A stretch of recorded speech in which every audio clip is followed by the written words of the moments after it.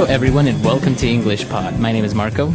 My name is Catherine, and today we have another episode in our series all about small talk. That's right. Today we're going to take a look at a work setting where two colleagues maybe run into each other and they talk very briefly about something. All right, so let's check out today's dialogue, and we'll be back in a moment.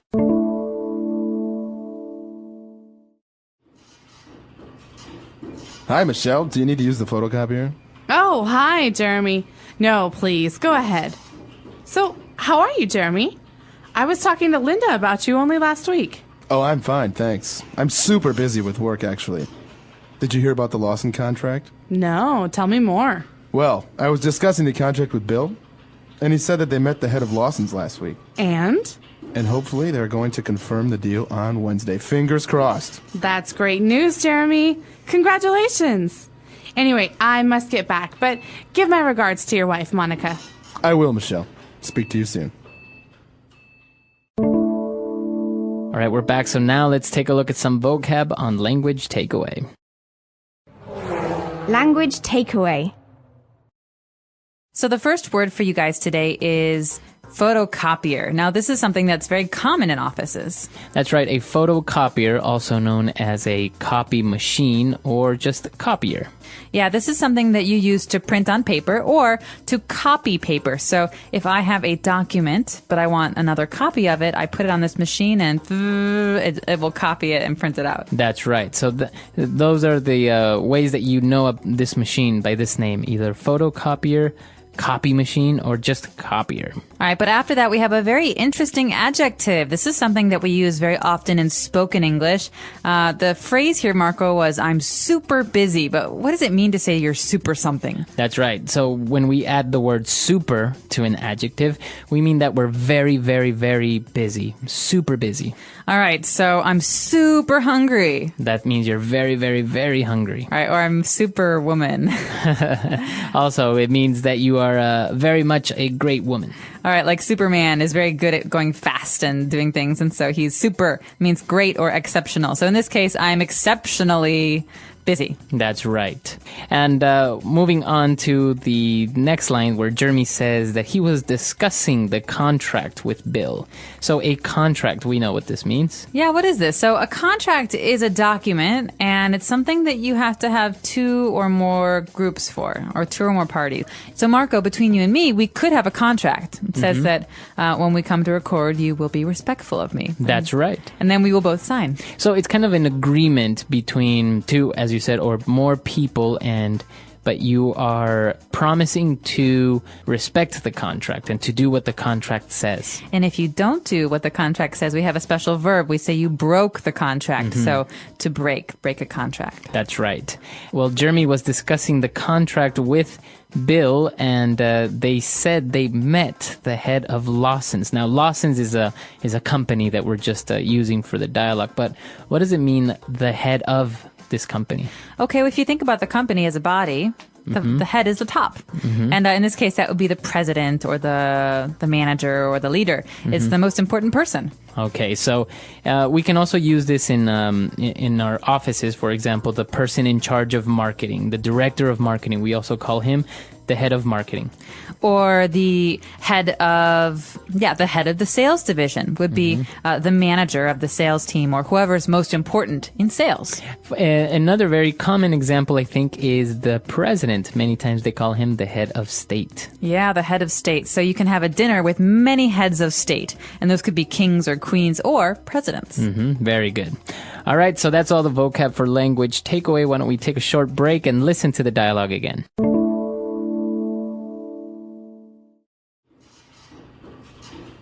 Hi, Michelle. Do you need to use the photocopier?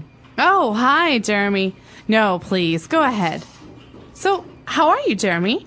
I was talking to Linda about you only last week. Oh, I'm fine, thanks. I'm super busy with work, actually. Did you hear about the Lawson contract? No, tell me more. Well, I was discussing the contract with Bill, and he said that they met the head of Lawson's last week. And?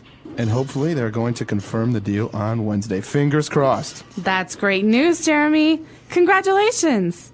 Anyway, I must get back, but give my regards to your wife, Monica. I will, Michelle. Speak to you soon. All All right, we're back. So now let's take a look at Fluency Builder. Fluency Builder. So there's a great phrase here in Fluency Builder that we use when we're trying to be polite in English. Michelle says, "Oh, hi, Jeremy. Please go ahead." Okay, so Jeremy asked if she needs to use the photocopier, and he said, "No, Jeremy, it's okay. Go ahead. Please go ahead." Okay, this literally means you go, ahead of me. But in reality, she's basically saying, "I can wait. You go first." So if you're going into a building and somebody opens the door before you and they say, "Please go ahead," that means they'll hold the door and you can go inside first. So Very please good. go ahead. This is a very polite thing to do. And if you're in line and you see someone is in a hurry, you can say this to them. "Please go ahead." All right, very good. Please go ahead. And we also, going back to the contract, discussed about confirming the deal. Okay. All right, so you have a deal or an agreement or a contract. But the thing you do to make sure that you all agree is you confirm. So this means you want to make sure it is actually going to happen. And you can actually confirm with many different things. Like you can confirm your tickets to go to Italy. Or can we confirm those holidays before I make my bookings? Because I want to go to Italy. Exactly.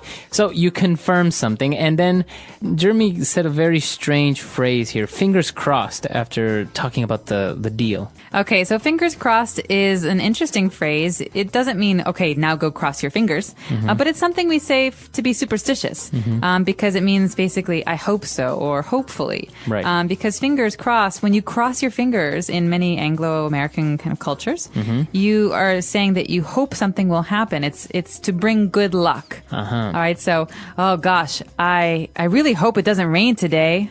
And then I say fingers crossed. Yeah, well, fingers crossed it doesn't. That means that we hope it doesn't, but now that you said that, maybe it will. Right. So it's kind of a superstitious belief that people have that if you cross your fingers, it will bring good luck, or what you say will happen or won't happen. That's right. Fingers crossed. All right. So let's take a break now and listen to our dialogue one last time.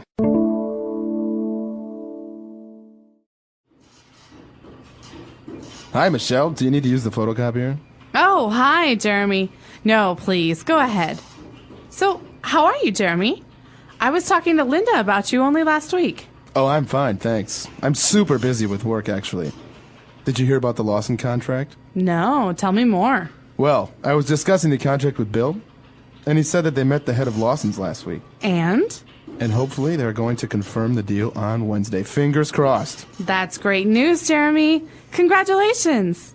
Anyway, I must get back, but give my regards to your wife, Monica. I will, Michelle. Speak to you soon.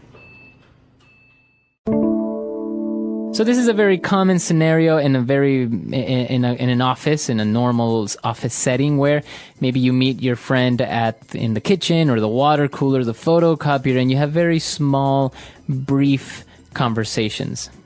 That's right. And you're often going to hear this called water cooler talk because you don't want to have a long conversation about something really deep at the water cooler, but you do want to talk about, basic things that you have in common, or work stuff, how's that paper coming along, or how's that I heard you had great sales last week. And so these are great short things you can talk about with your colleagues. Right. Very good. And as we say, it's some of the phrases and the vocab are key things that you can use to start up a small conversation, very brief, to talk about, small things with your colleagues. That's right. So we hope that you'll tune into our future lessons about small talk. And if you have any questions or comments, you're welcome to find us on EnglishPod.com. We'll see you guys there. Bye. Bye.